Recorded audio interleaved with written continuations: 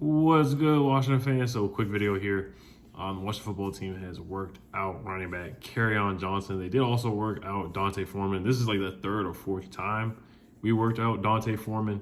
I just thought this was important because, Antonio Gibson does have that stress fracture in his shin. I do think he's going to play again, but the Washington football team, Ron, he just keeps working out running backs a lot frequently and over the past couple weeks. So, this guy, Kerryon Johnson, was a former second-round pick, was solid with the Lions, just didn't work out with him. A lot of injuries towards meniscus, had a knee strain or sprained left knee as well. So his first two seasons, he missed 14 games out of the first two seasons, which is not great at all. But he had potential, man. The guy can run. He runs hard, man. He has a tough, stiff arm, and he's a very physical downhill runner. So if we do pick him up, I do feel like he can help out a little bit. I do want Jaret Patterson to get the football a lot more. I think he deserves the football a lot more, especially with Antonio Gibson fumbling the ball. And then there's some times where he does drop some easy catches. So I do feel like they are pretty soon going to sign another running back. I think it would be in their best interest just to let Antonio Gibson sit with the stress fracture. Not really in his best interest to let him keep playing like this. No, but there's no excuses for the fumbling and dropping passes, but it's a tough injury to play with. So let's look at Kerryon Johnson, his numbers here real quick. So his rookie year was really good, average 5.4 yards per carry, which broke Barry Sanders' record for yards per carry with the Lions.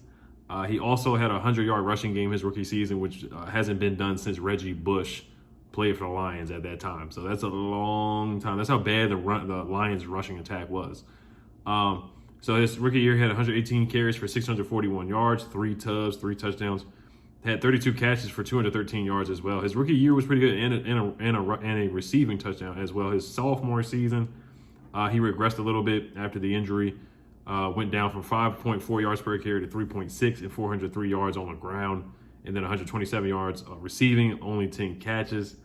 Year by year, it just went down. And then the third year in 2020, 52 carries for 181 yards for 3.5 yards per carry, 2 touchdowns. Receiving 19 catches for 187 yards and 1 touchdown. Now, they did bring in some other running backs to replace him. They brought in Adrian Peterson. They drafted DeAndre Swift. They drafted a whole bunch of other guys just to replace him. Then they released him. They waived him. Then the Eagles picked him up. They waived him with a knee injury designation. And then the 49ers picked him up a couple months, or like last month or 2 months ago. Then they released him. So he's been bouncing around. At Auburn, it was a great play, was all SEC. Was the SEC Player of the Year as well in 2017. So this guy, I mean, hey, let's give this guy a shot, man. I would give him a shot, to be honest with you. But I do want Jaret Patterson to get more carries. If we do sign this guy to the practice squad, I think he could eventually be elevated and help the team out. Now, I'm not saying we're going to win a bunch of games. I don't see us winning a lot of games for the foreseeable future. I do think the Denver game is a winnable game, but I don't see us winning many games for the foreseeable future at all, to be honest. I don't see us winning more than what are we, 2-5?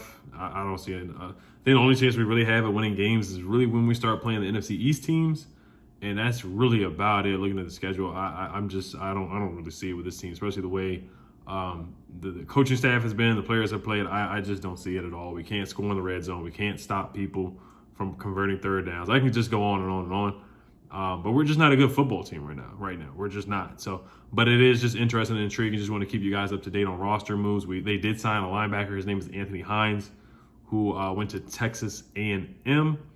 So we'll see if this guy can play. He'll be on the practice squad. So, but I do like this guy, Kerryon Johnson. I do like him. 40-yard dash, ran a 4.5, 2 40-yard dash, 11 bench reps.